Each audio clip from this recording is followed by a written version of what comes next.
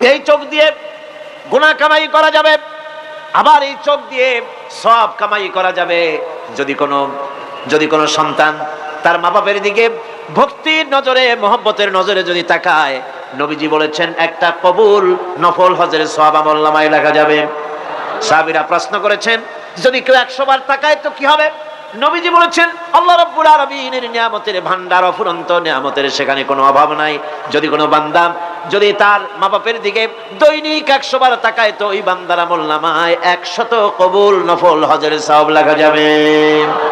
তাহলে দেখা গেল চোখের চাহনি আপনার ইবাদত, আপনার ঘুম ইবাদত, আপনার চাকরি ইবাদত, আপনার ব্যবসা বাণিজ্য ইবাদত।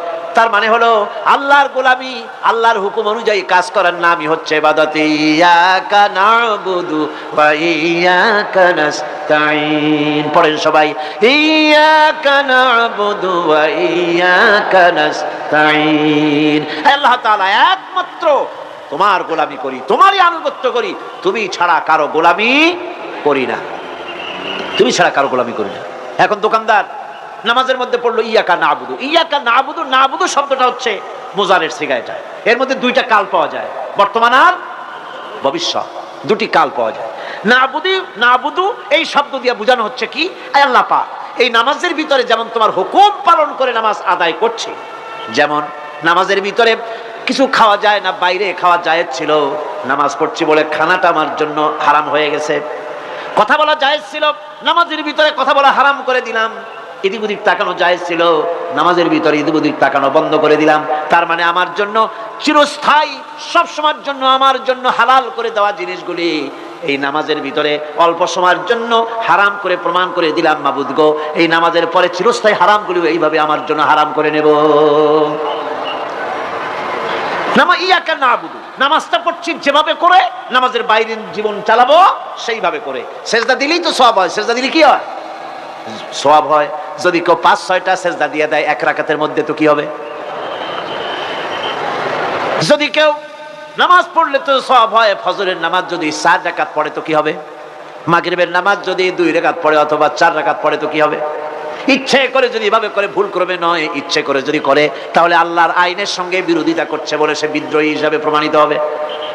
সুতরাং কথা হচ্ছে নামাজের ভিতরে আল্লাহ পাক ইয়াকা নাবুদু, এই নামাজের ভিতরে তোমার হুকুম মেনে যেভাবে নামাজ আদায় করি, নামাজের বাইরের জীবনটাও তোমার হুকুম মেনে পালন করব। এটাই হচ্ছে ইবাদতের মূল থিম, মূল আইডিয়া, মূল ফিলোসফি। নামাজ ইবাদত করতে হবে জীবনের সব ক্ষেত্রে। নামাজের ভিতরে বললাম ইয়াকা নাবুদু, দোকানদার, এই লোকটা কি দোকানদার,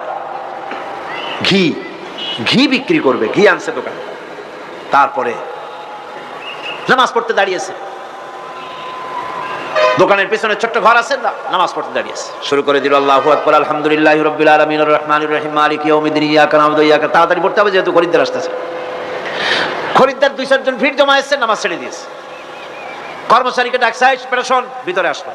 আমি তো কেবল খাঁটি ঘি নিয়ে আসছি, ওর মধ্যে তো ভেজাল দিই নাই। তাড়াতাড়ি করে ওর মধ্যে যা দিয়ে ভেজাল দিতে হয় ভেজাল দিয়ে ঠিক মতো দিয়া তারপরে বিক্রি করবি। 100 টাকা কিনছি, 250 টাকা করে বিক্রি করবি। আল্লাহু আকবার, রহমানির রহিম মালিকি ইয়াউমিদ্দিন, ইয়াকা নাবুদু ওয়া ইয়াকা নাস্তাঈন। এটা নামাজ হইল কর? এই নামাজের আল্লাহর কোনো দরকার আছে? কোনো দরকার নাই। ইবাদত তো হবে নামাজ যার হুকুমে, ব্যবসা তার হুকুমে।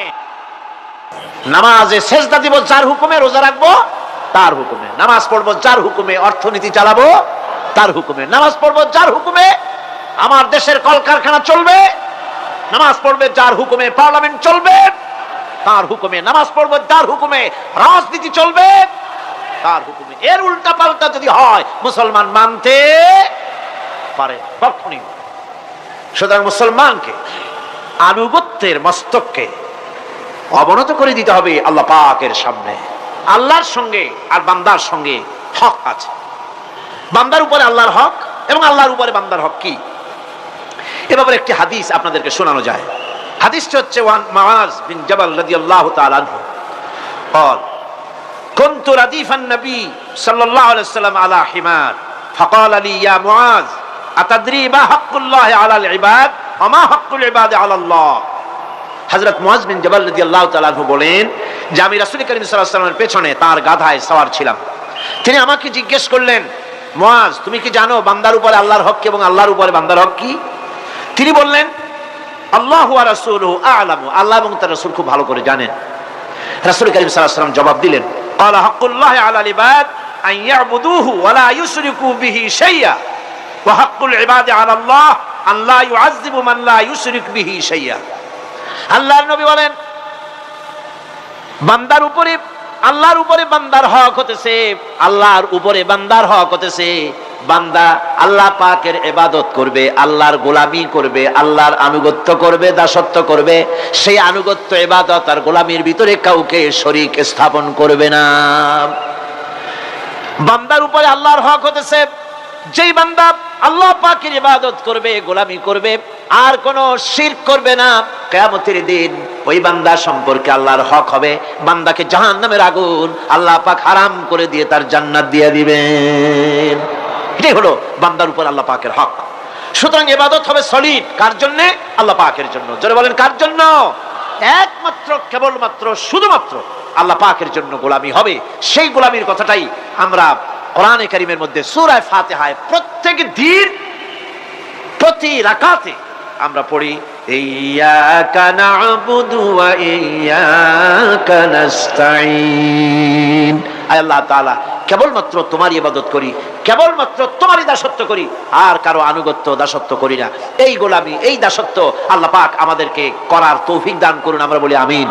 আল-ইয়াওমা লা ইয়ানফা'ু মালুন ওয়ালা বানুন। কিয়ামতের দিন ধন, সন্তান, সন্ততি আর সম্পদ কোনো কাজে লাগবে না। সেদিন শুধু আমল যদি ভালো হয় কাজে লাগবে, আমল খারাপ হবে সব শেষ হয়ে যাবে। আল্লাহ রাব্বুল আলামিন নবীজিকে ডেকে বলেছেন, নবী আপনি বলেন, কুল মা কুনতু বিদআম মিনার রাসূল, আপনি বলুন আমি কোন নতুন রাসূল নই, আমার আগে অনেক নবী রাসূল পৃথিবীতে এসেছেন, তারা বিদায় হয়ে গেছেন। আমি জানি না কিয়ামতের দিন আল্লাহ রাব্বুল আলামিন আমার সাথে কি ব্যবহার করবেন, আর আমি এও জানি না যে কিয়ামতের দিন আল্লাহ পাক তোমাদের সাথে কি ব্যবহার করবেন। এই আয়াত নাযিল হওয়ার পর আল্লাহর হাবিব তার মেয়েকে ডাকলেন, জামাইকে ডাকলেন, নাতিদেরকে ডাকলেন, আহলে বাইতদেরকে ডাকলেন, আর বললেন, ও আমার মেয়ে, কলিজার টুকরা ফাতেমা গো, শোনো, কেবলমাত্র আয়াত নাজিল হয়ে গেল, আল্লাহ পাক আমাকে শোনায়ছেন কিয়ামতের দিন আমি জানি না আমার সঙ্গে কি ব্যবহার করা হবে, আর এও জানি না যে তোমাদের সাথে কি ব্যবহার করা হবে। ও আমার কলিজার টুকরা মেয়ে ফাতেমা, কিয়ামতের দিন মুহাম্মদ সাল্লাল্লাহু আলাইহি সাল্লামের মেয়ে, এই হিসাবে তোমার নাজাতের ফয়সালা হবে না। ও আমার কলিজার টুকরা নাতি হাসান আর হোসেন, কিয়ামতের দিন মুহাম্মদ সাল্লাল্লাহু আলাইহি সাল্লামের নাতি হিসাবে ফয়সালা হবে না।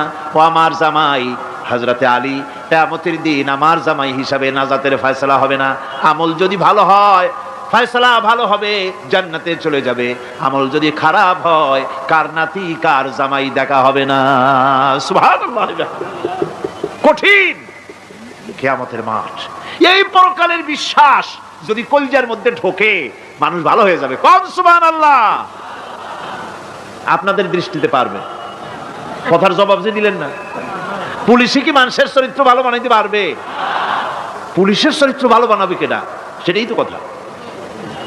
মানুষের চরিত্র যাতে ভালো থাকে, মানুষের যেন খারাপ কাম না করে, সেজন্য পুলিশ যাতে খারাপ কাম না করে সেজন্য আরো একটা ডিপার্টমেন্ট আছে না, তারা যাতে খারাপ কাজ না করে সেজন্য আর একটা আছে। এন্টি করাপশনের আবার এন্টি করাপশন আছে, তার উপর আবার এন্টি করাপশন আছে। এন্টিটার অভাব নাই। সুতরাং পুলিশ দিয়া, বিডিআর দিয়া, আর্মি দিয়া মানুষের, দেশের, জাতির চরিত্র ভালো বানানো যায় না। রাসূলুল্লাহ এ দিয়া বানান না, এটা ইসলামের নিয়ম নয়। পুলিশ দিয়া, আর্মি দিয়া দেশের মানুষের চরিত্র ভালো বানানো যায় না। চরিত্র ভালো বানানো যায় কেবলমাত্র পরকালের ভয় দিয়া। কিসের ভয় দিয়া? ওই যে মক্কার জীবনে ওই সমস্ত মানুষগুলি যারা চুরি করত, ডাকাতি করত, জিনা করত, বদমাশি করত, যারা শয়তানি করত, যারা মানুষকে খুন করত, এই মানুষগুলি এত ভালো হয়ে গেল, যারা চুরি ছেড়ে দিল, ডাকাতি ছেড়ে দিল, জিনা ব্যভিচার ছেড়ে দিল, এত ভালো হয়ে গেল, পৃথিবীর মধ্যে সেরা মানুষ তারা হয়ে গেলেন। জোরে বলেন সুবহানাল্লাহ। নবীর সাহাবীরা পৃথিবীর শ্রেষ্ঠ সন্তান, নবীর সাহাবীরা পৃথিবীর সেরা মানুষ, তাদের চাইতে সেরা মানুষ নবীদের পরে আর কেউ হতে পারে না। জোরে কোন সুবহানাল্লাহ। নবীর পরে পৃথিবীতে শ্রেষ্ঠ মানুষ কারা? সাহাবায়ে কেরাম রিদওয়ানুল্লাহি তাআলা আলাইহিম আজমাইন। ওনারা তো কুবরের মধ্যে ছিলেন, শিরকের মধ্যে ছিলেন, চুরি ডাকাতি জেনা ব্যভিচার এমন কোনো পাপ নাই যা করা হয়নি। তারপরে যখন আল্লাহর নবীর কাছ থেকে তাওহীদ রিসালাত ও আখিরাতের দাওয়াত পেলেন, কি সোনার মানুষ এক একজন হয়ে গেলেন, সুবহানাল্লাহ। যারা ছিলেন নারীর সতীত্বের জম, তারা হয়ে গেলেন নারীর সতীত্বের পাহারাদার। যারা মানুষের মাল চুরি করত, ডাকাতি করত, তারা রাতভর মানুষের মালের পাহারা দিল, মানুষের রক্তের পাহারা দিল, সুবহানাল্লাহ বিহামদি, রক্ত সম্পদের পাহারা দিল। রাসূল বললেন, খায়রুল কুরুনে কারনি, সর্বশ্রেষ্ঠ যুগ তো আমার যুগ। বন্ধুগণ, এরপরে একটা জীবন আসবে ওই কিয়ামতের ময়দানে। এই পরকালের বিশ্বাসটা গুরুত্বপূর্ণ ব্যাপার, আমাদের সব কিছুর হিসাব দেওয়া লাগবে। আল্লাহ পাক বলেন, ইন্নাস সামআ ওয়াল বাসারা ওয়াল ফুআদা কুল্লু উলাইকা আনহু মাসউলা। নিঃসন্দেহে মানুষের শ্রবণ শক্তি, দর্শন শক্তি এবং তার অন্তঃকরণের কল্পনা সম্পর্কে আল্লাহ রাব্বুল আলামিনের কাছে জিজ্ঞাসিত হতে হবে। কান দিয়া কি করেছিলা, চোখ দিয়া কি করেছিলা, মুখ দিয়া কি করেছিলে, হাত দিয়ে কি করেছিলে, সবকিছুর জবাব আল্লাহ রাব্বুল আলামিনের কাছে দিতে হবে। সবটার জবাব দিতে হবে, কোনো কিছু বাদ যাবে না। এমনকি মনের ভিতরে যে কল্পনা আমরা করি, এই কল্পনার হিসাব আল্লাহর দরবারে দিতে হবে। কোরআনে কারীম বলছেন, ওয়া ইন তুবদু মা ফি আনফুসিকুম আও তুখফুহু ইউহাসিবকুম বিহিল্লাহ। মনের ভিতরে তুমি যেটা কল্পনা করো সেটা প্রকাশ করো, অথবা তুমি গোপন রাখো, যাই তুমি করো না কেন, আল্লাহ রাব্বুল আলামিন এর হিসাবও তোমার কাছে নেবেন। ফায়াগফিরু লিমান ইয়াশা ওয়া ইউআযযিবু মান ইয়াশা ওয়াল্লাহু আলা কুল্লি শাইইন কাদির। মহান আল্লাহ পাক বলেন, করার পর তোমার মনের ভিতরে কি কল্পনা করেছিলে ওইটার হিসাব আমি নেব। হিসাব নেওয়ার পর যারে খুশি ক্ষমা করে দেব, যাকে খুশি শাস্তি প্রদান করব। সবকিছুর উপরে আল্লাহ রব্বুল আলামিন শক্তিমান, সব তিনি করতে পারেন, সমস্ত কুদরত রয়েছে তার। সুতরাং মানুষদেরকে, আল্লাহর বান্দাদেরকে বিশ্বাস করতে হবে যে আমার কোনো কথা বাদ যাবে না, কথাগুলি রেকর্ড হচ্ছে, কথা রেকর্ড হচ্ছে। আমি যে ওয়াজ করতেছি এই কথাগুলি রেকর্ড হচ্ছে নাকি হচ্ছে না? অনেক টেপ রেকর্ডার রেকর্ড হচ্ছে, অডিও ভিডিও হচ্ছে। আজ থেকে 50 বছর পর যদি এই রেকর্ড বাজানো হয়, আমাকে যদি বলা হয় যে আপনি অমুক জায়গায় অমুক কথা বলেছেন, আমি যদি বলি না আমি কথা বলি নাই, তারপরে যদি রেকর্ড বাজানো হয়, তাহলে আমি কথা যে বলি নাই যদি বলি, তাহলে এটা ধরা পড়বে না? সেখানে ধরা পড়বে না? তাহলে এই মানুষের কথা প্লাস্টিকের ফিতায় রেকর্ড করে 50 বছর, 100 বছর, 200 বছর, 500 বছর যদি প্লাস্টিকের ফিতায় এটাকে চলচ্চিত্র করে অথবা টেপ রেকর্ডারে করে যদি ধরে রাখা যায়, এই বুদ্ধিটা কে দিলেন কন্ত দেখি? সবাই কন্যা এই বুদ্ধিটা দিলেন কে? যে আল্লাহ রাব্বুল আলামিন মানুষের মাথায় বুদ্ধি দিলেন, যার দ্বারা সে মানুষের কথাবার্তা, অ্যাক্টিভিটিস সব ধরে রাখতে পারে। সেই আল্লাহ রাব্বুল আলামিন বুঝি আপনার আমার কথা এবং আপনার আমার অ্যাক্টিভিটিসকে তিনি বুঝি ধরে রাখতে পারবেন না কিয়ামত পর্যন্ত? পারবেন কি না? সেজন্য রাব্বুল আলামিন বলেন, মা ইয়ালফিযু মিন কাওলিন ইল্লা লাদাইহি রাকীবুন আতীদ। সমস্ত কথা রেকর্ড হচ্ছে, সুবহানাল্লাহ কোন জোরে। সমস্ত কথা রেকর্ড হচ্ছে, একটা কথাও বাদ যাবে না। মুখ আছে বলেই কথা বলবেন তা না, হিসাব করে কথা বলতে হবে। গীবত গাওয়া যাবে না, মিথ্যা কথা বলা যাবে না, মিথ্যা ওয়াদা করা যাবে না।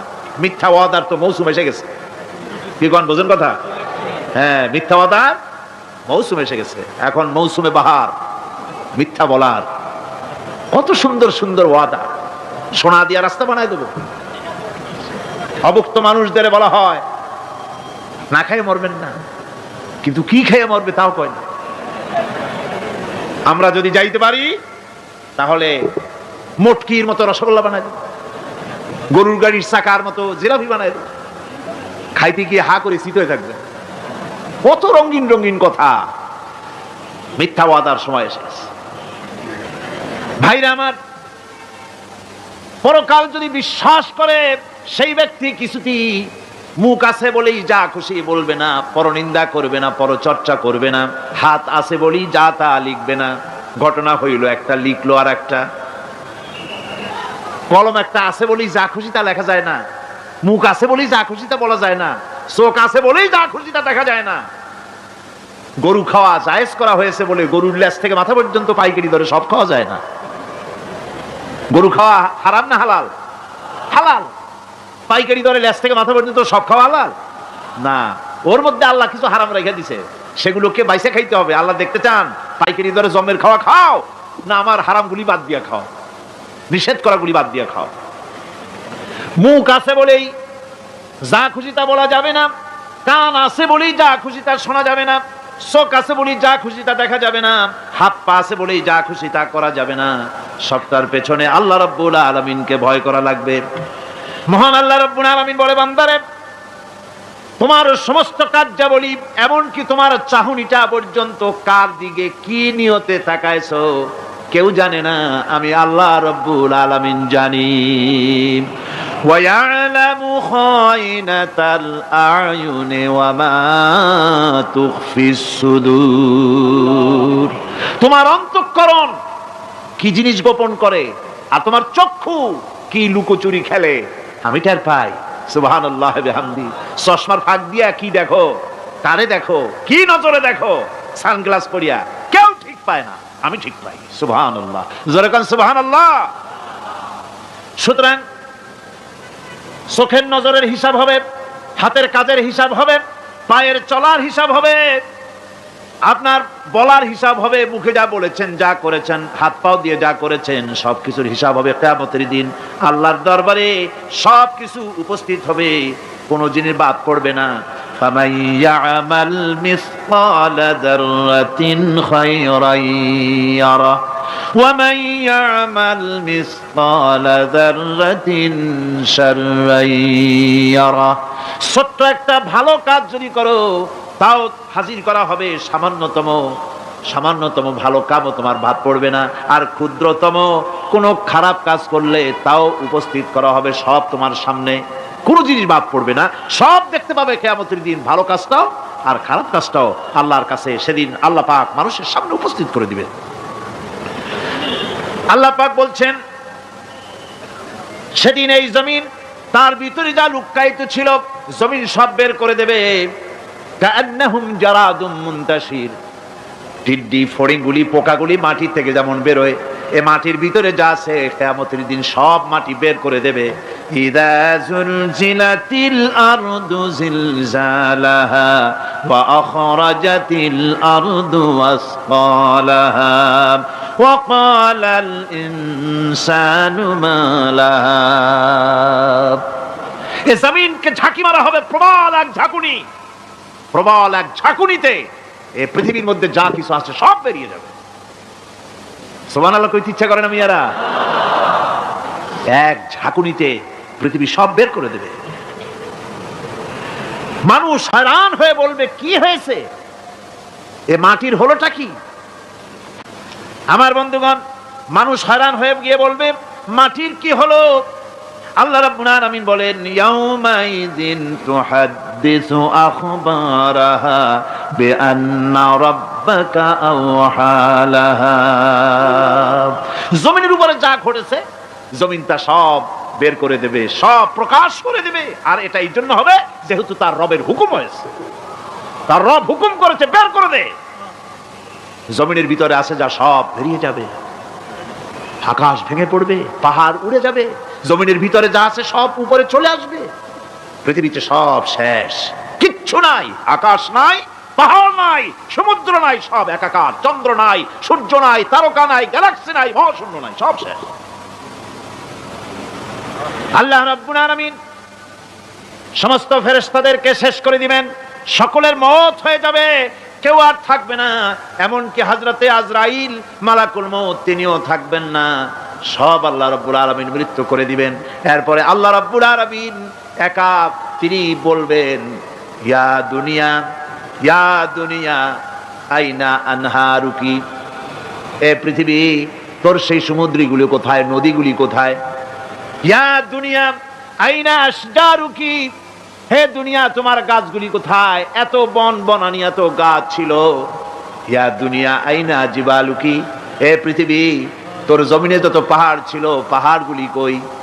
যত স্বৈরাচার ছিল জমিনের উপরে, যারা স্বৈরাচারী মনোবৃত্তি নিয়ে মানুষ ধ্বংস করেছে, দেশ ধ্বংস করেছে, মায়ের বুক খালি করেছে, ওই স্বৈরাচারগুলি কই? কোনো জবাব নাই। আল্লাহ পাকের পরে বলবেন লিমানিল মুলকুল ইয়াউম, কার রাজত্ব? আজকে রাজত্বটা কার? আল্লাহ তিনবার আওয়াজ দিবেন, আজকে রাজত্ব কার? আল্লাহ পাক যখন তিনবার করে ডাক দিবেন, কোনো জবাব নাই, কোনো জবাব নাই। কে জবাব দেবে? আল্লাহ রাব্বুল আলামিনের সামনে কার ক্ষমতা আছে কথা বলার? কেউ তো নাই, সব শেষ। আল্লাহ পাক বলবেন লিল্লাহিল ওয়াহিদুল কাহ্হার, একমাত্র পরাক্রমশালী আল্লাহ রাব্বুল আলামিনের রাজত্ব আজ। সেই হাসরের মাঠে আমাদের সকলকে উপস্থিত হয়ে যেতে হবে। কেউ আমরা এখান থেকে বাঁচতে পারবো না, সবাইকে উঠতে হবে। অপরাধীরা সেখানে অসহায় হয়ে যাবে, অপরাধীরা অসহায় হয়ে যাবে। আল্লাহ পাক বলেন ফাইদা জাআতিস সাখাতু ইয়াওমা ইয়াফিরুল মারউ মিন আখিহি ওয়া উম্মিহি ওয়া আবিহি ওয়া সাহিবাতিহি ওয়া বানিহি। অবশেষে যখন কান ফাটানো আওয়াজ আসবে, এই আওয়াজ সেদিন মানুষ নিজের মা বাপ ভাই বোন সব থেকে বিচ্ছিন্ন হয়ে যাবে, সব একের থেকে আরেকজন পালায় যাবে, হারায় যাবে, কেউ কাউকে আর খুঁজে পাবে না। সেদিন ওই কিয়ামতের মাঠে বিভীষিকাময় দৃশ্য, মানুষ হয়রান হয়ে যাবে। মাথার এক হাত অথবা অর্ধ মাইল অথবা এক বিগত এতটুকুন উপরে ওই প্রকাণ্ড সূর্যটার তাপ আসবে, গুনাহগারের মাথার চান্দি ফেটে গিয়া মগজগুলি গলে গলে নাক কান দিয়ে বেয়ে পড়তে লাগবে, জিহ্বাটা কুকুরের মতো ঝুলে নাভিস্থল পর্যন্ত পড়ে যাবে, মাটিটা সূর্যের উত্তাপে তামার মতো গরম হয়ে যাবে, সারা হাসর জুড়ে আওয়াজ হবে পানি পানি পানি। মানুষেরা হয়রান হয়ে যাবে সে হাসরের ময়দানে। এই চরম কষ্টের ভিতরে আল্লাহ রাব্বুল আলামিন বলেন সেদিন দুটো ভাগ হয়ে যাবে। একদল মানুষের চেহারা আলোয় ঝলমল হয়ে যাবে, আর একদল মানুষের চেহারাগুলি কালো হয়ে যাবে। উজুহু ইয়াউমাইযিন মুসফিরাতুন দাহিকাতুন মুস্তাবশিরা ওয়া উজুহু ইয়াউমাইযিন আলাইহা গাবারা। আল্লাহ পাক বলেন এক শ্রেণীর মানুষের চেহারা হাস্যোজ্জ্বল ঝলমলে হয়ে যাবে, আর এক শ্রেণীর মানুষের চেহারাগুলি কালো হয়ে যাবে। তারহাকুহা কাতারা উলাইকা হুমুল কাফারাতুল ফাজারা। হাস্যোজ্জ্বল স্বচ্ছন্দপূর্ণ সুন্দর উজ্জ্বল ঝলমলে চেহারা হবে ঈমান আনার কারণে, পরকালকে বিশ্বাস করার কারণে, আল্লাহ এবং রাসূলের কথা অনুযায়ী জীবন যাপনের কারণে চেহারাটা উজ্জ্বল হয়ে যাবে। আর আল্লাহর নাফরমানি, রাসূলের নাফরমানি, পরকালকে অস্বীকার করার কারণে কাফেরগুলির চেহারা, মুনাফিকগুলির চেহারা কালো হয়ে যাবে। তাদেরকে আলাদা করে দেওয়া হবে। আমতাজুল ইয়াওমা আইয়ুহাল মুজরিমুন, মুজরিমদেরকে আলাদা করে দেওয়া হবে, দুইটা ভাগ হয়ে যাবে। এই চরম অবস্থা সৃষ্টি হবে কিয়ামতের ময়দানে। সেদিন রাসূল করিম সাল্লাল্লাহু আলাইহি ওয়াসাল্লাম উম্মতের জন্য সুপারিশ করবেন।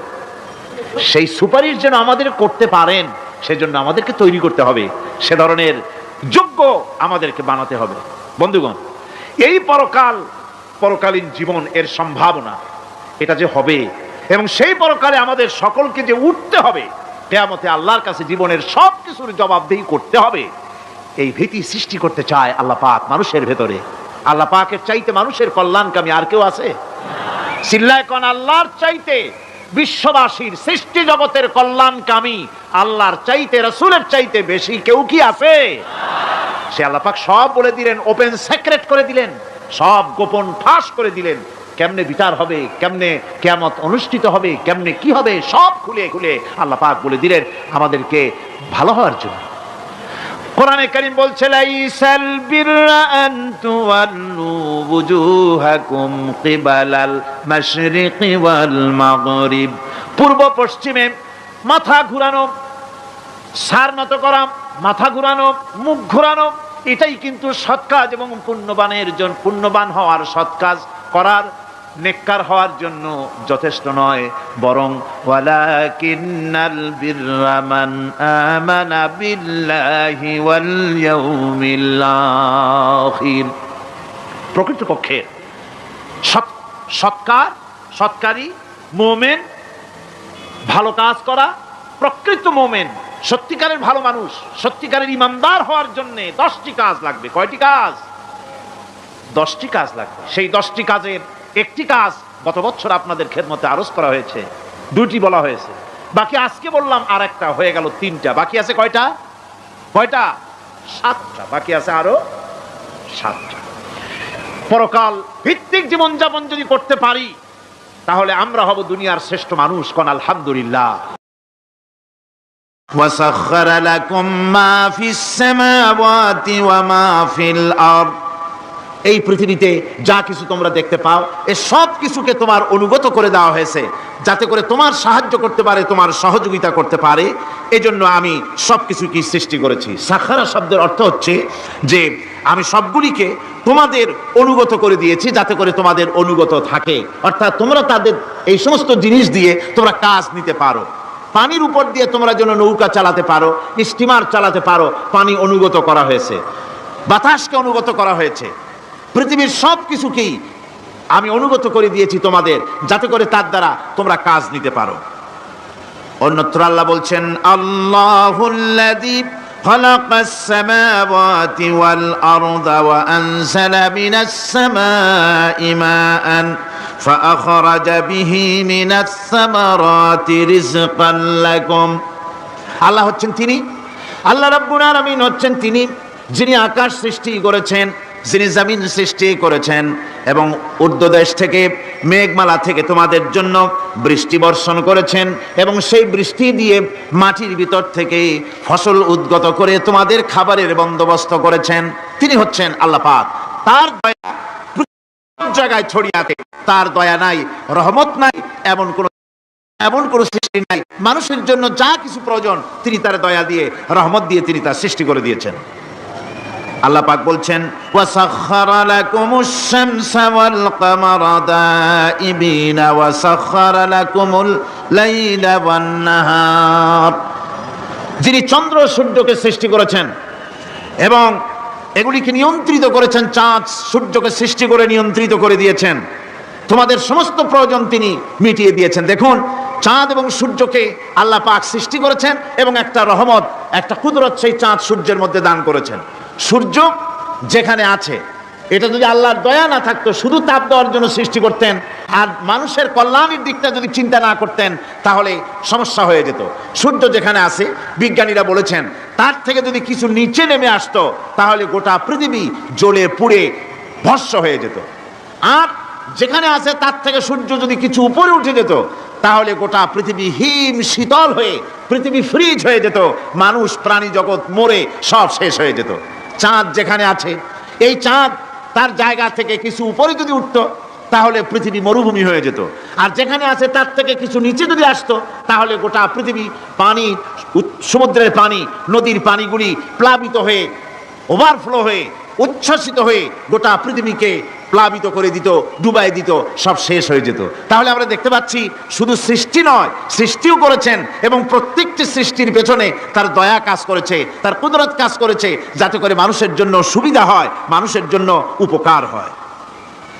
অন্য আয়াতে আল্লাহ পাক বলেন, وآتاكم من كل سألتموه وإن تعدوا نعمة الله لا تحصوها।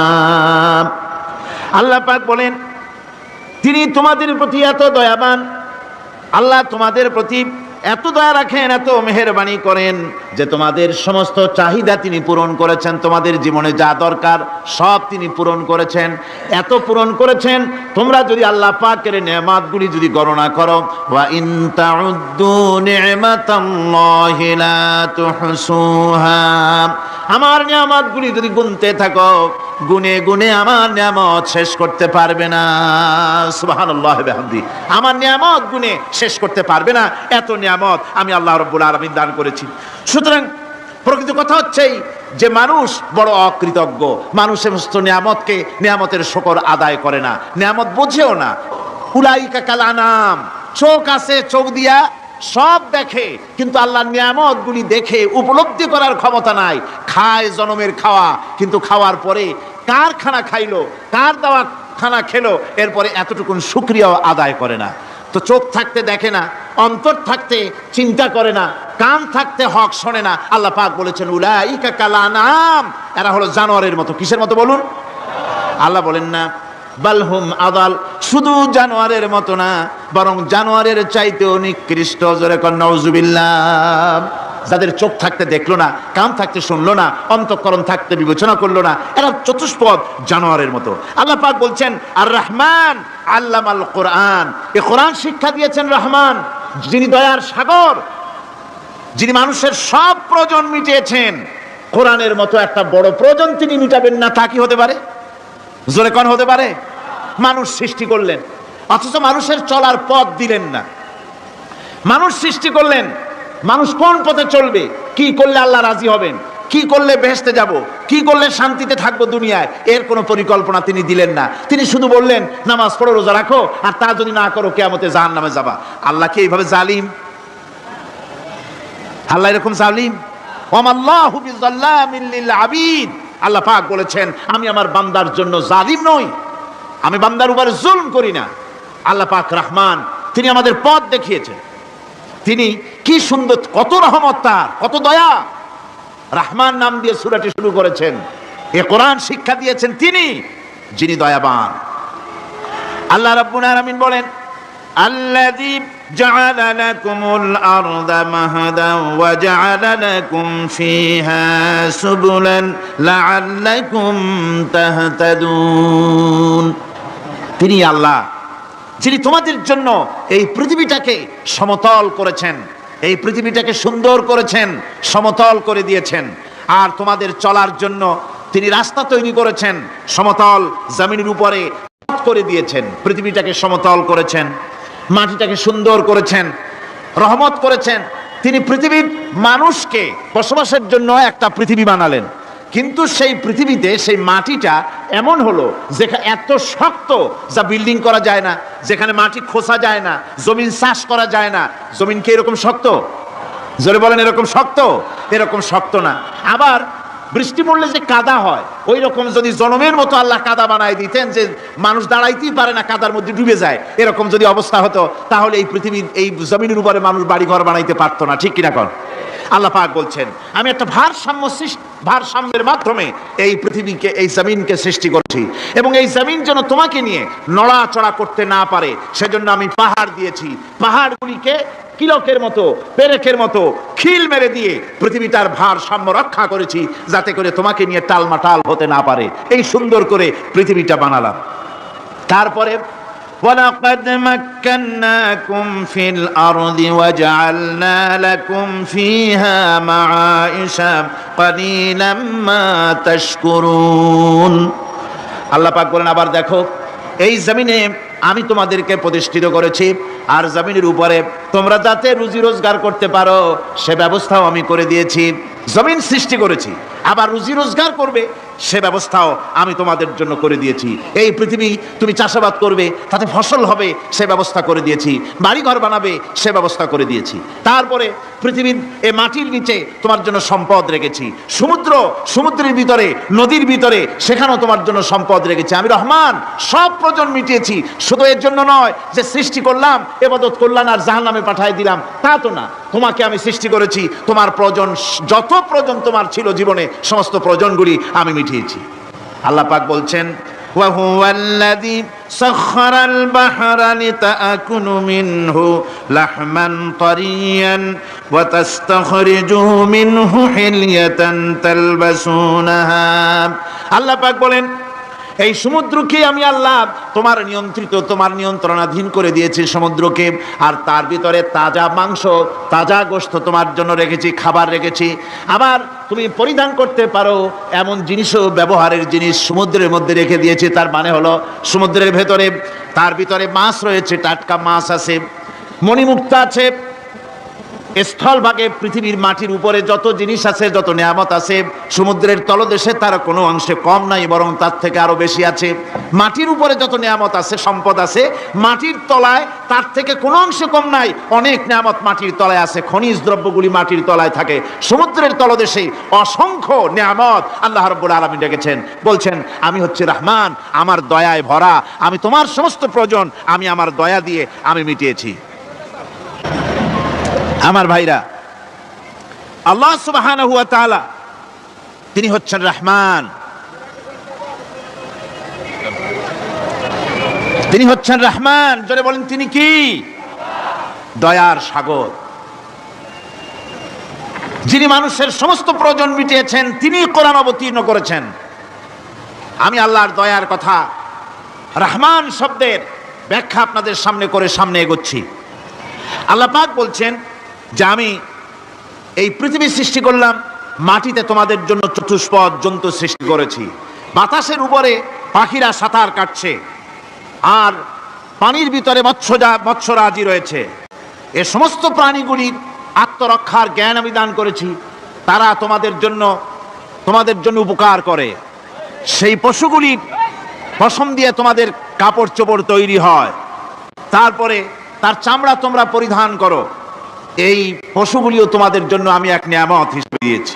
ওয়াল-আনআমা খালাকাহা লাকুম ফীহা দিফউন ওয়া মানাফিউ ওয়া মিনহা তা'কুলুন। আল্লাহ সুবহানাহু ওয়া তাআলা বলেন আমি মানুষের জন্য পশু তৈরি করেছি, চতুষ্পদ জন্তু সৃষ্টি করেছি, যার পশম দিয়ে তোমাদের জন্য শীতের পোশাক তৈরি হয়। আপনারা যে এই যে চাদর গায়ে দেন, কম্বল গায়ে দেন, এগুলো কার পশম? পশুর পশম। পশুগুলির, জন্তুগুলির পশম দিয়ে আপনাদের জামা কাপড়গুলি তৈরি হয়। তারপরে এই পশু আপনাদের জন্য বাড়িতে পাহারা লাগায়। আল্লাহ পাক বলছেন এছাড়া এই পশুগুলি আমি এমন নিয়ামত দান করেছি, সমুদ্রের ভিতরে, জমিনের উপরে, মাটির তলায়, আবার আকাশের উপরে, জমিনের উপরে বিচরণশীল জীবগুলিও তোমার জন্য তৈরি করেছি। وَتَحْمِلُ أَثْقَالَكُمْ إِلَى بَلَدٍ لَّمْ تَكُونُوا بَالِغِيهِ إِلَّا بِشَقِّ الْأَنفُسِ। আল্লাহ পাক বলেন এই পশুগুলি তোমাদের আরো অনেক উপকারে আছে। তোমাদের বোঝাগুলি, বড় বড় বোঝাগুলি তারা এক শহর থেকে আর এক শহরে, দূর থেকে দূরান্তরে পিঠে করে তারা বহন করে নিয়ে যায়, যা তোমরা বহন করতে পারতে না। তোমাদের জন্য দারুণ কষ্ট হতো, মুসিবত হতো। এই ধরনের বোঝাগুলি, পশুগুলি তোমাদের জন্য বহন করে নিয়ে যায়।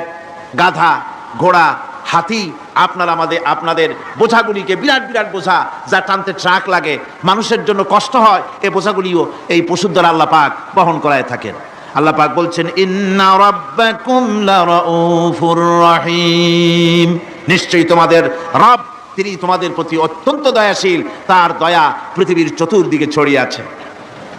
তিনি আমাদেরকে এ কোরআন নাজিল করেছেন, এ কোরআন আমাদেরকে শিক্ষা দিয়েছেন এমন এক রহমান যার দয়া পৃথিবীর চতুর্দিকে সর্বত্র ছড়িয়ে আছে। আল্লাহর দয়া চতুর্দিকে কি ছড়িয়ে আছে? কোন? আল্লাহর দয়া, আল্লাহর মোহব্বত, আল্লাহর করুণা সর্বত্র ছড়িয়ে আছে। আল্লাহ পাক বলছেন পশু সৃষ্টি করলাম, পশুগুলি তোমাকে পাহারা দিল, তার গোশত তোমরা খেলে, তাকে দিয়ে তোমরা মাল বহন করলে, তার পশম দিয়ে জামা কাপড় বানালে। আরো দেখো কি করলাম এই পশু দিয়ে, ওয়া ইন্না লাকুম ফিল আনআমি লাইবরা নুসকিকুম মিম্মা ফি বুতুনিহি মিন বাইনি ফারসিন ওয়া দামিন লাবানান খালিসান সাইগান লিশ-শারিবিন। আল্লাহ রাব্বুল আলামিন বলেন চতুষ্পদ জীবের মধ্যে বুদ্ধিমান ব্যক্তিদের জন্য নিদর্শন রয়েছে। যারা বুদ্ধিমান তাদের জন্য নিদর্শন রয়েছে। দেখো তোমার গাভীগুলি, এগুলি জমিনের ঘাস খেলো, এই ঘাস খাওয়ার পর তার শরীরের ভিতরে রক্ত তৈরি হলো, পেশাব হলো, ময়লা হলো। সেই পেশাব, ময়লা, রক্ত ইত্যাদির ভেতর থেকে আমি তোমাদের জন্য দুধ তৈরি করে দিলাম। যেখান থেকে পেশাব বের হলো, পায়খানা বের হলো, তার পাশের থেকে স্বচ্ছ, সুন্দর, সুমিষ্ট, সুস্বাদু দুধ আমি তোমাদের জন্য বের করে দিলাম। সুবহানাল্লাহ বিহামদিহি। দেখুন এই দুধ আল্লাহ পাক তৈরি করলেন। কাগজ তৈরি হয় যে মিল, কলকারখানায়, পেপার মিল, আপনারা যদি কোনো পেপার মিলে যান তো যে দেখবেন কাগজ তৈরি হয় গাছ দিয়ে। এই গাছগুলি মিলের মধ্যে, মেশিনের মধ্যে ঢুকানো হয়, মেশিনের ভিতরে গাছটা ঢুকে মেশিনের তাপে, বৈদ্যুতিক তাপে এই গাছগুলি গলে যায়, পানি হয়ে যায়। তারপরে ছাকনা থাকে, নেট থাকে, কয়েকটা নেট থাকে, সেই ছাকনাগুলির ভিতর থেকে ছেঁকে এরপরে সেই পানিটা চলে আসে প্লেটের উপরে, এসে আস্তে আস্তে শক্ত হতে হতে সেটা কাগজে পরিণত হয়ে যায়, পানিটা আস্তে আস্তে কাগজে পরিণত হয়ে যায়। তো এই কাগজ তৈরি করতে গিয়ে কাগজটা থেকে যে ছাকনাগুলি দেওয়া হলো, নেট দেওয়া হলো, যাতে করে কোনো আবর্জনা না যায়, সেজন্য এতগুলি নেট সিস্টেম আছে, এতগুলি ছাকনার সিস্টেম আছে। কিন্তু তারপরেও এত সাবধানতা সত্ত্বেও আমরা দেখি কাগজে লিখতে গেলে কাগজের মধ্যে নিপের সাথে অ্যাক্সিডেন্ট হয়ে যায়, এ ধরনের আবর্জনা কাগজের মধ্যে দুই একটা থেকে যায়, অনেক কাগজের মধ্যে এরকম পাওয়া যায়, যায় কিনা ভাই? এবার আপনি দেখেন, কাগজ তৈরি করার জন্য মিল কলকারখানার ভিতরে, পেপার মিলে এতগুলো নেটের ব্যবস্থা থাকে, ছাকনার ব্যবস্থা থাকে, তারপরেও আবর্জনা কিছু কাগজের মধ্যে চলে আসে, দুই একটা থেকে যায়।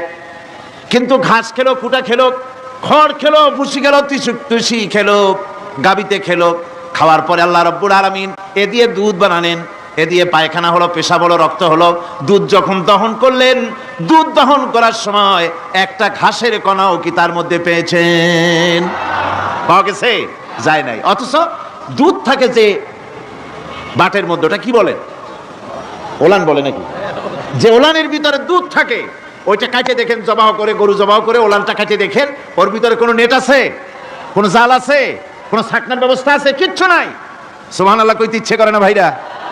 আল্লাহ রাব্বুল আলামিন বলেন, এইভাবে করে পশুর ভিতরে তোমার জন্য কত, এক পশুতে কত উপকার করলাম, গোশত খাওয়ালাম, চামড়া দিয়া জামা বানায় দিলাম। প্রচন্ড শীত পড়ে যেখানে, কানাডায়, ইউরোপে, আমেরিকায় প্রচন্ড শীত পড়ে কোন কোন এলাকায়। দক্ষিণ আমেরিকায় কানাডার একটা এলাকা আছে যেখানে এবার আমি সফর করে এসেছি। 12 মাস বরফ পড়ে সেখানে, বরফ আর বরফ ছাড়া কিছু নাই, সমস্ত রাস্তাঘাট সব বরফ আর বরফ। সেখানে এই প্রচন্ড শীতের ভিতরে মানুষ কিভাবে থাকবে? সুতা দিয়া তৈরি করা কাপড়ে শীত কিছুতেই মানতে পারে না। আমি তো গেছি এমন এক জায়গায়, কানাডা এবং আমেরিকা যেখানে ছিলাম, সেখানে শীত ছিল -11 টেম্পারেচার, -11। এখন বোঝেন যে ঠান্ডাটা কি পরিমাণ। মুখের থেকে থুতু ফেললে আপনি চেহারা ফিরাতে পারবেন না, এর মধ্যে আপনার থুতু বরফ হয়ে যাচ্ছে। এই রকমের প্রচন্ড ঠান্ডায় সব রকমের কাপড় চোপড় যা ছিল এগুলো সব কিনে গায়ে দিয়ে আমি 1-3 হয়ে গেছি ফুলিয়া। তারপরেও আমার মনে হচ্ছে ঠান্ডা আমার হাত দিয়ে স্পর্শ করতেছে। তাহলে বরফের দেশ যেটা, এস্কিমোরা যেখানে বাস করে, সেই মানুষগুলির অবস্থা কি? ওই এস্কিমোরা যেখানে বাস করবে, 12 মাস যেখানে বরফ পড়বে, ওই জায়গার মানুষগুলো কি করে, কি গায়ে দিয়া বাঁচবে? এ পরিকল্পনা, এই চিন্তা দুনিয়ায় কেউ করে নাই, রহমান করেছেন। আল্লাহ রাব্বুল আলামিন পশু তৈরি করেছেন, পশুর গায়ে পশম দিয়েছেন, চামড়া দিয়েছেন, সেই জায়গার মানুষগুলি চামড়া দিয়া জামা তৈরি করে গায়ে লাগায়, শীত ঢোকে না। সুবহানাল্লাহ বিহামদিহি। চামড়া দিয়ে জামা তৈরি হচ্ছে, কাপড় চোপড় তৈরি হচ্ছে। আল্লাহ বলেন এভাবে করে কত কিছু হলো।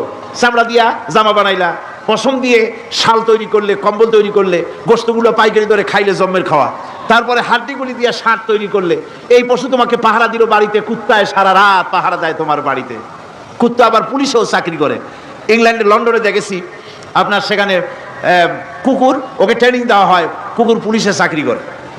কোনো পুলিশ আছে হাবিলদার, সাব ইন্সপেক্টর, তবে কুত্তা জানে না যে সাব ইন্সপেক্টর কিনা আসে।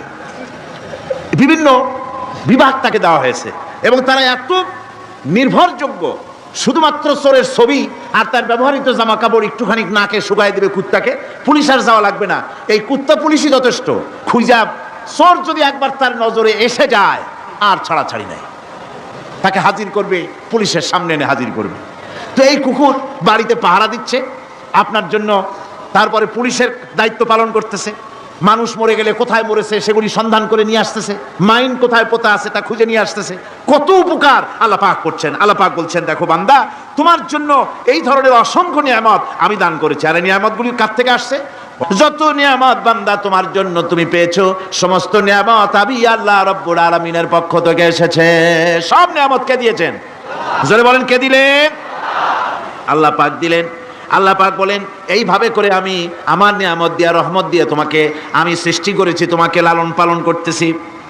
একটি মানুষ যতই সংকীর্ণ এবং অসভ্য জীবন যাপন করুক না কেন, সে পৃথিবীতে যেখানে বসবাস করে সেখানে বসে সে অন্তত তার চতুর্দিকে কত নিয়ামত সে লাভ করতেছে তা সে চিন্তা না করে পারে না।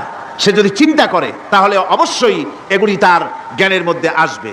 একজন কৃষক, সে নির্জন একটা কুটিরে বাস করে, সে আল্লাহর সৃষ্টি নৈপুণ্যতা বুঝুক আর না বুঝুক, আকাশ কেন সৃষ্টি হলো, জমিন কেন সৃষ্টি হলো, এই কথা যদি জিজ্ঞাসা করা হয় কৃষককে, সে তো ভালো করে তা বুঝবে না।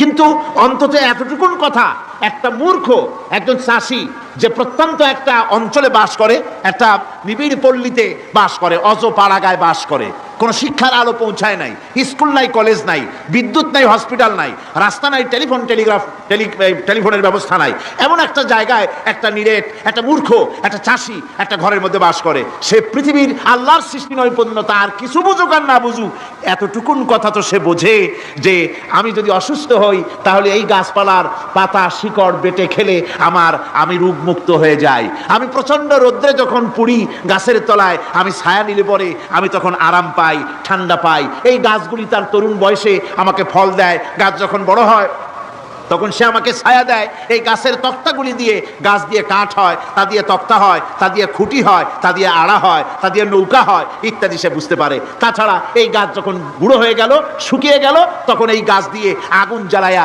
আমি রান্না বান্না করি। গাছ এত আমার উপকার করছে, তার দ্বারা উত্তাপ পাই, আলো পাই, এত কিছু পাই। একটা মূর্খ লোকও চিন্তা করলে এতগুলি জিনিস সে অনুভব করতে পারে এবং এরপরে তার চিন্তা চলে যায় যে এই সমস্ত নিয়ামত এমনি এমনি হয় নাই, নিঃসন্দেহে একজন এগুলি সৃষ্টি করেছেন, তার নাম আল্লাহ। তার নাম কি? তার নাম রহমান। যারা বলেন তার নাম কি? রহমান। তিনি সৃষ্টি করেছেন, তিনি এগুলি দান করেছেন। এই বৃক্ষরাজি আল্লাহ পাক বলছেন নিল্লাযী জাআলা লাকুম মিনাশ শাজারিল আখদারি নারান ফাইযা আনতুম মিনহু তুকিদুন। আল্লাহ রাব্বুল আলামিন বলেন, সেই দয়াময় আল্লাহ রাব্বুল আলামিন গাছ সৃষ্টি করেছেন আর এই গাছগুলি সৃষ্টি করে দিয়েছেন তোমাদের কাজের জন্য, যা দিয়ে তোমরা আগুন জ্বালাও, চুলা জ্বালাও, রান্না বান্নার কাজ করো।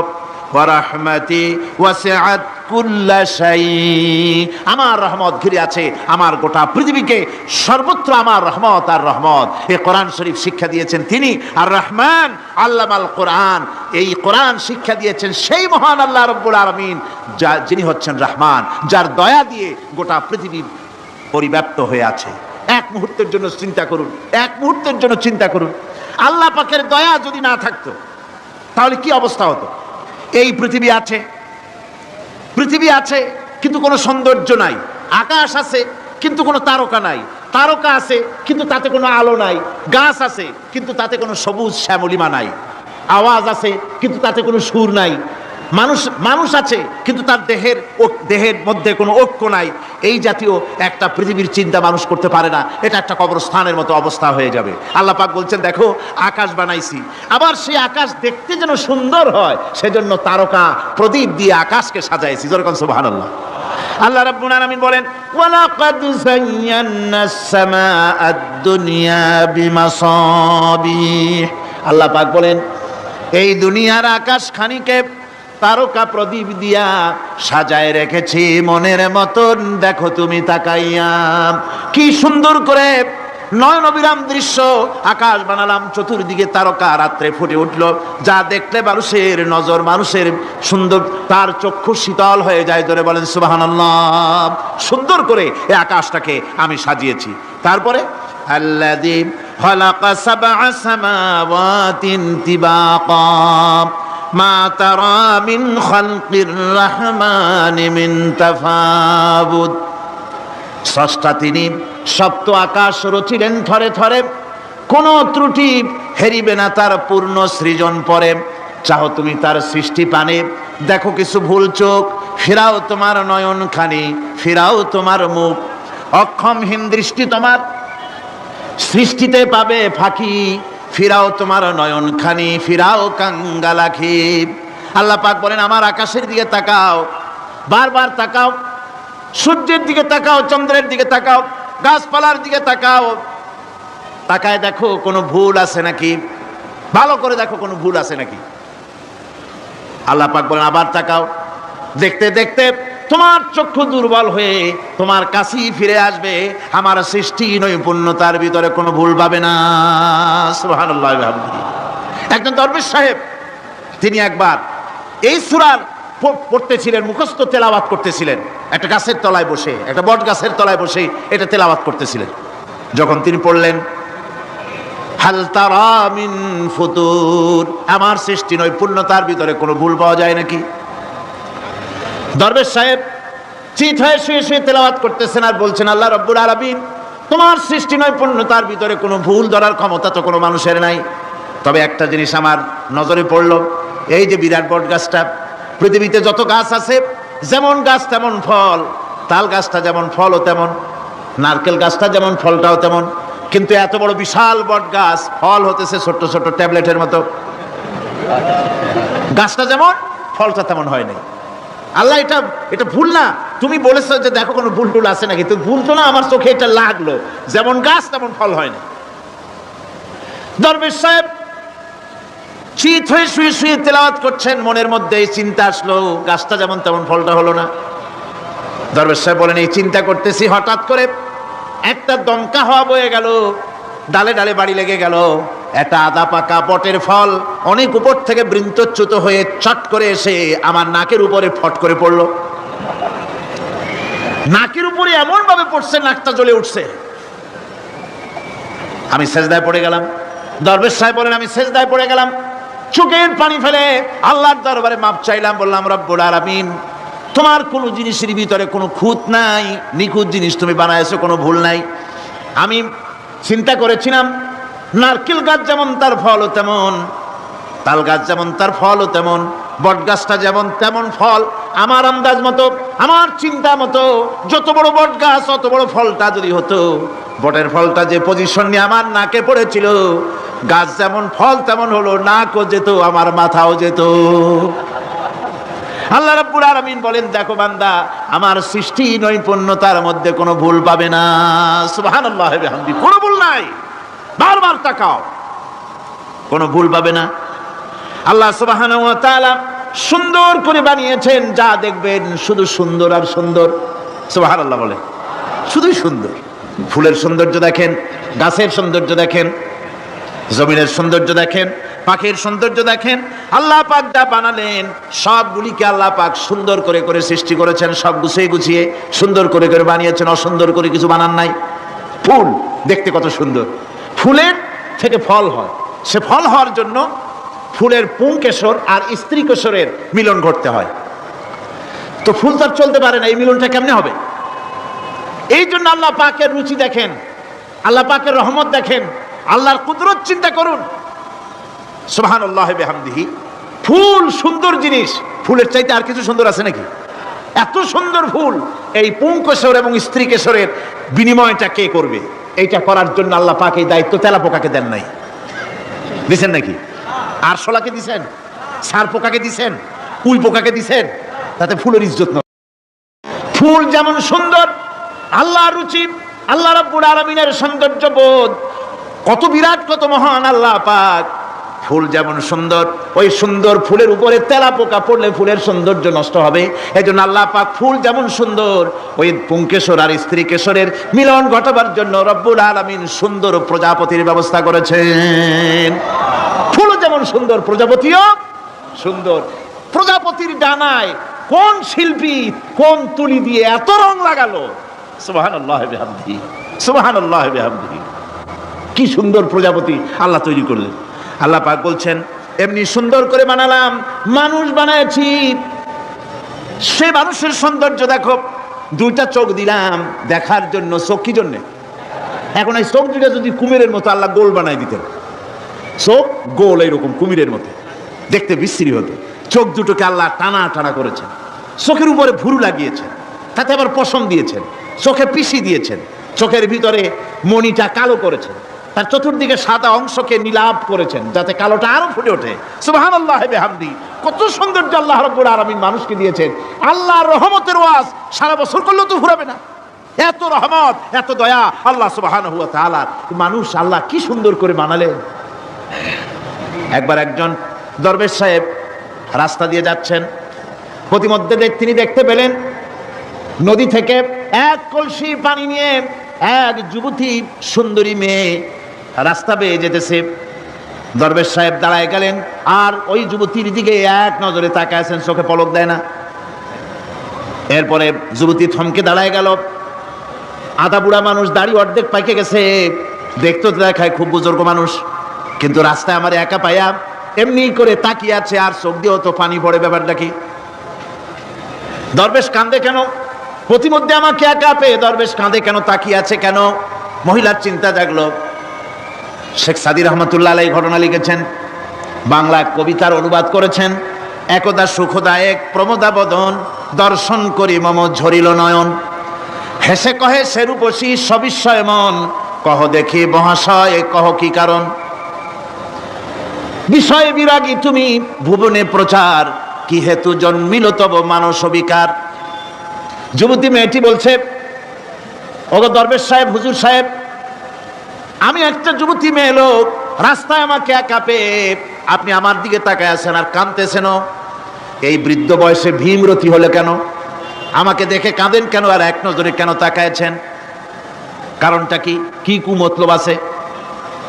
দরবেশ সাহেব বলছেন, হেসে কহিলাম বালে করহ শ্রবণ, নেত্র ঝরে তবু হেতু ভেব না এমন। হে রূপসী মেয়ে, তোমার জন্য আমি কান্দি, একথা একবারও চিন্তা করো না। যে শিল্পী রচিল এই সুধাংশু বদন, তাহার তরে ঝরে নেত্র নয়নে জীবন। তোমার প্রেম পাওয়ার জন্য তোমাকে দেখে লোবাতুর এবং কামুক হয়ে তোমার দিকে তাকায় কান্দি, একবারও ভেব না।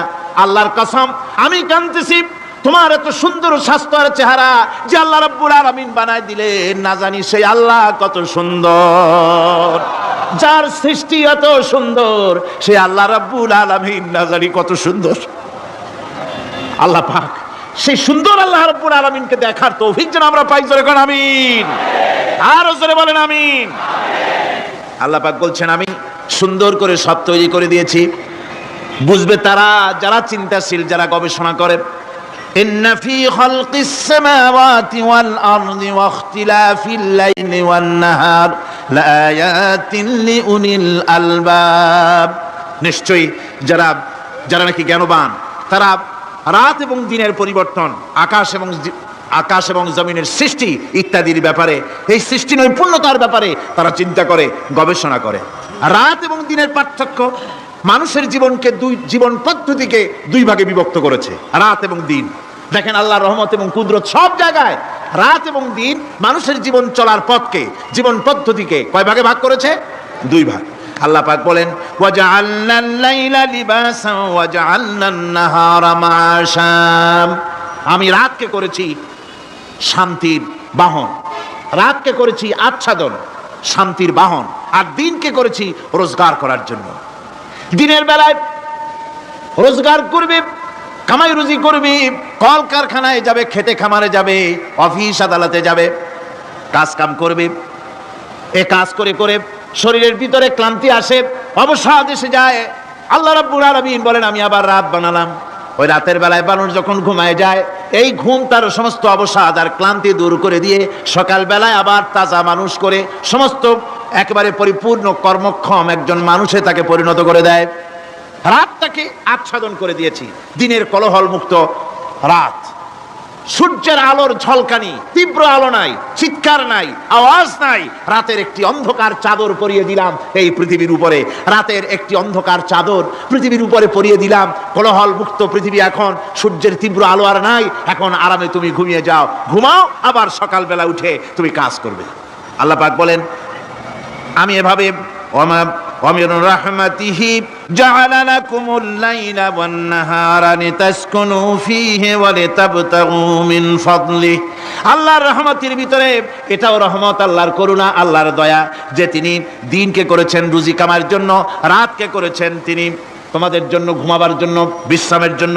এই ব্যবস্থা আল্লাহ রাব্বুল আলামিন করেছেন, যিনি তোমাদেরকে দুপুর বেলায়, বিকেল বেলায় তোমাদেরকে অবসাদ গ্রহণের জন্য, আরামের জন্য দুপুর এবং বিকাল, সকাল ইত্যাদি তৈরি করেছেন। কোরআন শরীফের ভিতরে আল্লাহ পাক এই সমস্ত কথাগুলি ব্যাখ্যা সহকারে বলে দিচ্ছেন যে আমার রহমত ওয়াসিআত রাহমাতি কুল্লে সেই সমস্ত জিনিসে চতুর্দিকে তুমি যেখানে আছো তার চতুর্দিক আকাশ এবং জমিন আমার রহমত তোমাকে ঘিরে রেখেছে। এ কোরআন নাজিল করেছেন সেই আল্লাহ, সেই রহমান যার দয়া সর্বত্র ছড়িয়ে আছে। আল্লাহ পাক বলছেন এরপরে তোমাকে সৃষ্টি করলাম, জমিন সৃষ্টি করলাম খাবারের জন্য। আমার রহমতের বিষয়টা দেখো, আমি এমন দয়াবান, এমন মেহেরবান। এবার তোমার খাবারের জরুরত হলো তুমি কি খাবে, সেজন্য এই জমিনে ফসলের ব্যবস্থা আমি আল্লাহ করেছি। জোরে বলেন সুবহানাল্লাহ। জমিন শুকায় গেছে, বৈশাখ মাসের জ্যৈষ্ঠ মাসের প্রচন্ড রৌদ্রের তাপে জমিন শুকায় গেছে। এই জমিনে তুমি ফসল ফলাবে কি করে যদি না পানি দিয়ে জমিনটারে ভিজায় দেই? আল্লাহ বলেন জমিন ভিজাবার দায়িত্ব আমি নিলাম। আল্লাহুল্লাযী আরসালার রিয়াহা ফাতুসিরু সাহাবা। সমুদ্রের পানি, লবণাক্ত পানিগুলি বাষ্পীয় আকারে উত্থিত হয়ে যায়, মেঘমালায় পরিণত হয়ে যায়। বাতাসকে বলি এই মেঘকে টেনে নিয়ে যাও অমুক জায়গার উপরে। মেঘ চলে এলো। আল্লাহ বলেন ফাসুকনাহু ইলা বালাদিম মাইয়িতিন ফাআহইয়ানা বিহিল আরদা বাদা মাউতিহা কাযালিকান নুশুর।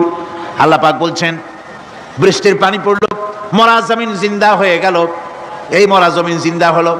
এরপরে তুমি বীজ বপন করলে, ধান বপন করলে, গম বপন করলে, মাটির খাসলাত হলো সব পচায় দেওয়া। মাটির খাসলাত কি কথা বুঝেন না? মাটির ধর্মটা কি?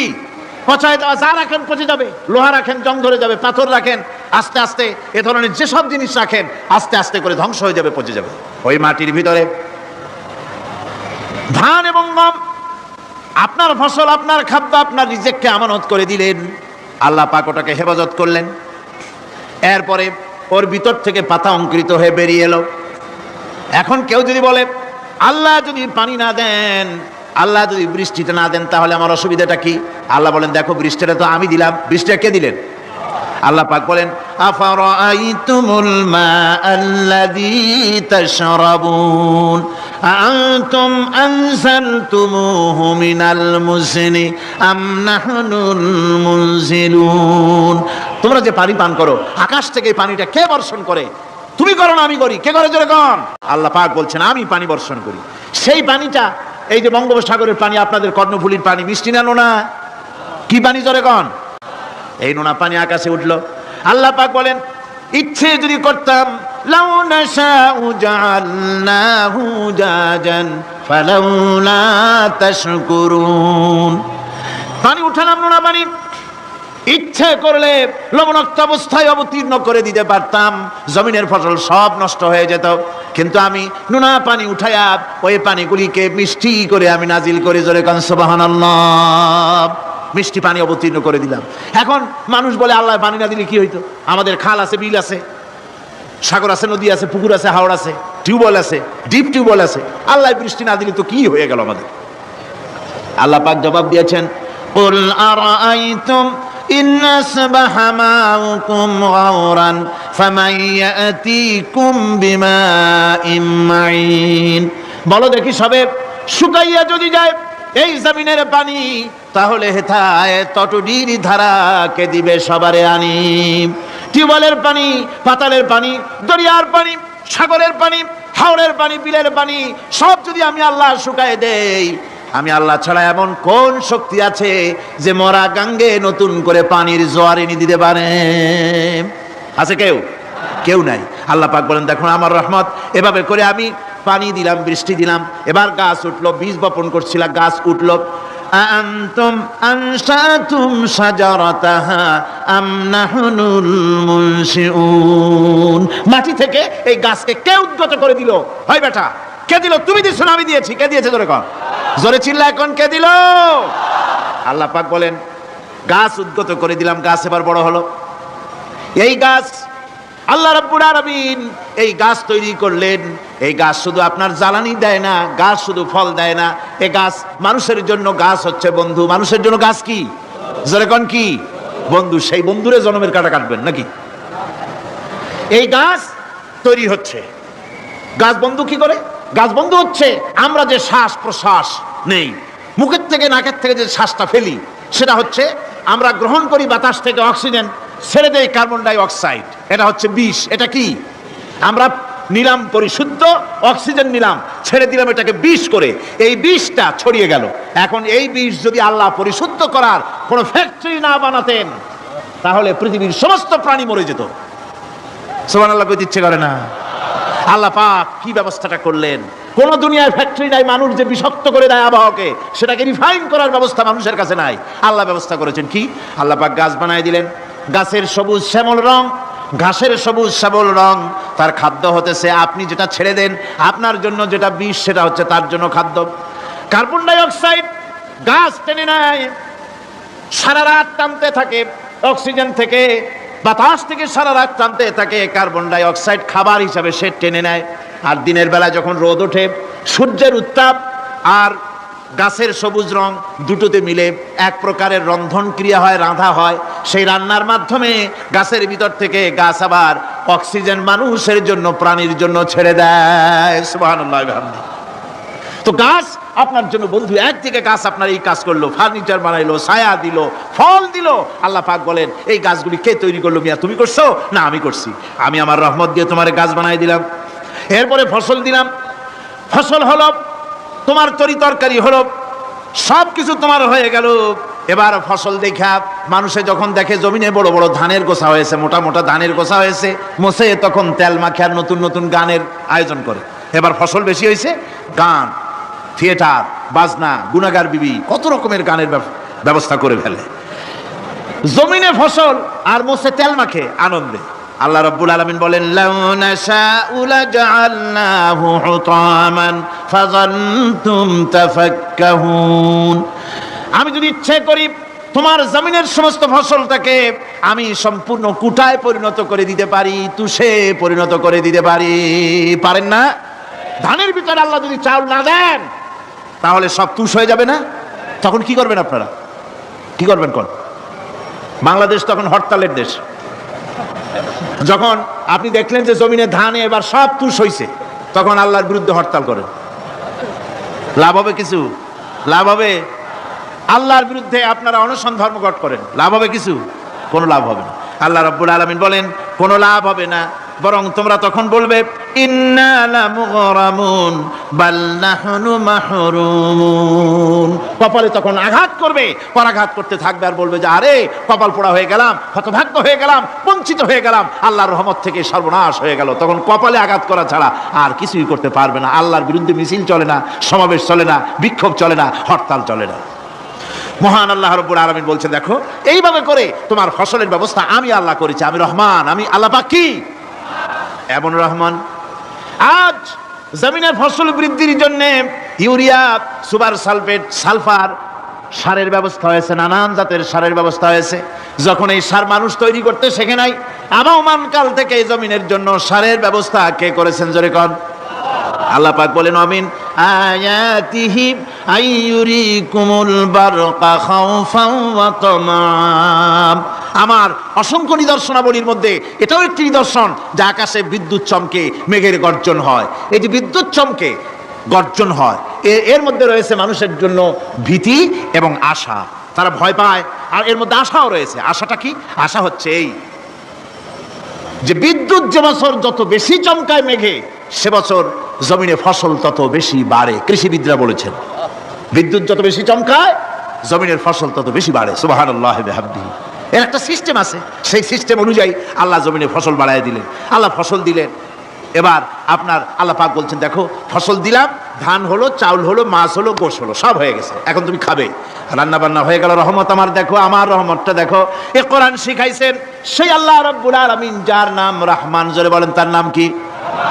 রহমান। চাউল হয়ে গেছে, চাউল তো শুধু ভর্তা বানায় খাওয়া যাবে না, ভাত হয়েছে, আটা দিয়া রুটি তৈরি হয়েছে, কি দিয়া খাবেন? আল্লাহ রাব্বুল আলামিন আপনার পুকুরের ভিতরে মাছ দিয়া দিলেন, জন্তু জানোয়ার দিলেন, চার পায়া জানোয়ারের গোশত হালাল করে দিলেন, পাখির মাংস আল্লাহ রাব্বুল আলামিন হালাল করে দিলেন। এখন মাছ হলো, গোশ হলো, মাছ আর গোশ সিদ্ধ করে খাওয়া যাবে? জোরে বলেন যাবে? যাবে না। তার গন্ধ নষ্ট করতে হবে আর সুঘ্রাণ সৃষ্টি করতে হবে। এই গন্ধ নষ্ট করে সুঘ্রাণ সৃষ্টি করার জন্য লবঙ্গ তৈরি করলেন কে? কথা কন না কেন? এলাচি কার? দারচিনি কার, লবণ কার, মরিচ কার, হলুদ কার, পেঁয়াজ কার? সুবহানাল্লাহ বিহামদিহি। এত নিয়ামত আল্লাহ রাব্বুল আলামিন বলেন, ওয়া ইন তাউদ্দু নি'মাতাল্লাহি লা তুহসুহা। আমার নিয়ামত গণনা করে করে আমার নিয়ামত গুণে শেষ করতে পারবে না, এত নিয়ামত আমি দান করেছি।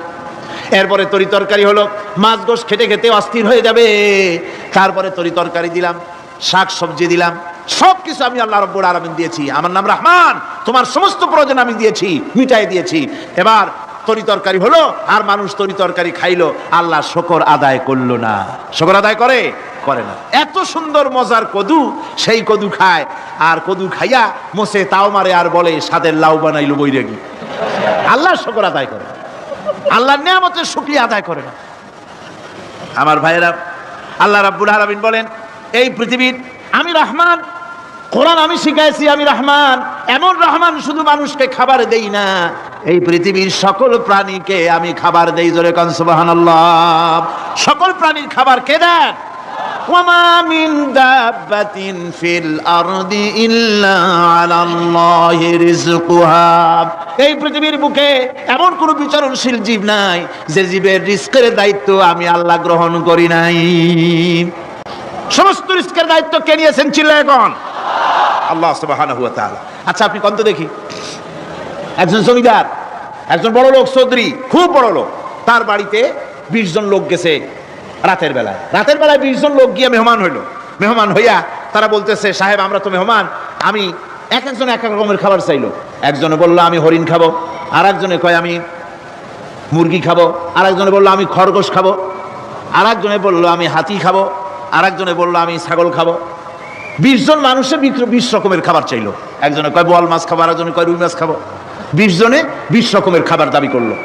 বলেন, জমিদার তো বাড়ির দ্বারে, জমিদারের বাপ, সেও কি পারবে 20 জনকে 20 রকমের খাবার পরিবেশন করতে?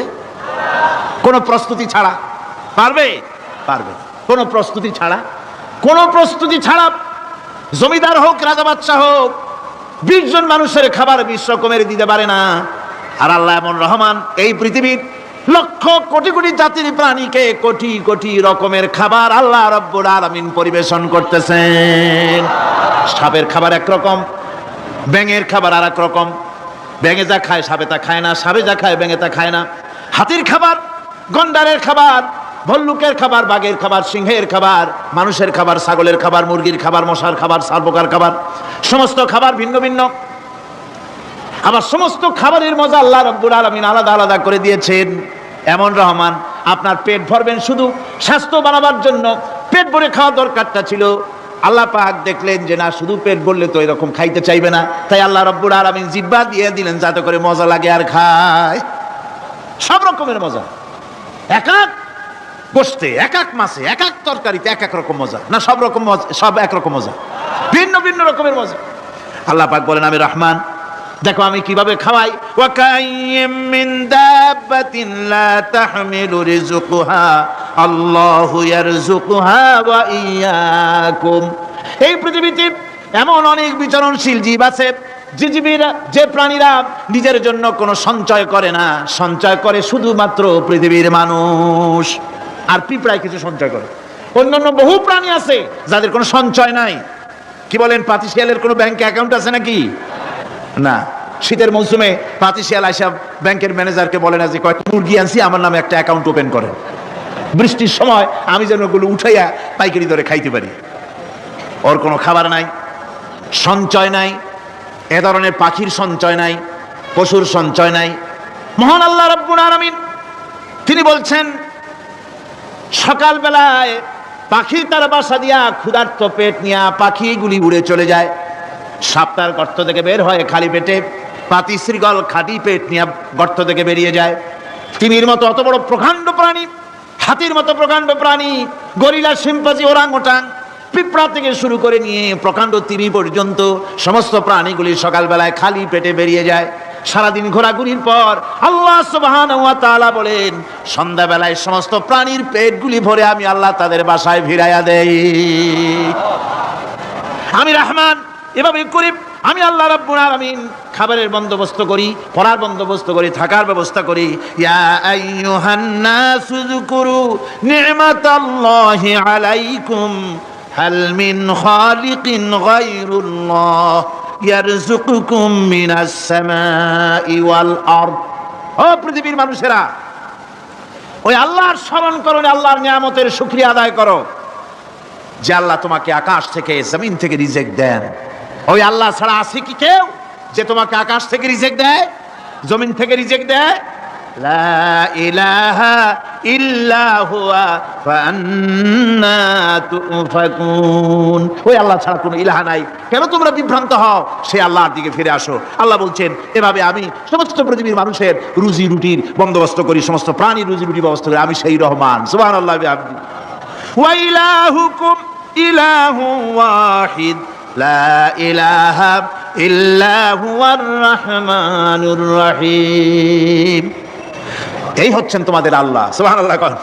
আল্লাহ বলছেন ওয়া ইলাহুকুম ইলাহু ওয়াহিদ, তিনি হচ্ছেন এক আল্লাহ, এক ইলাহ, যিনি ছাড়া কোনো ইলাহ নাই। তিনি হচ্ছেন রহমান।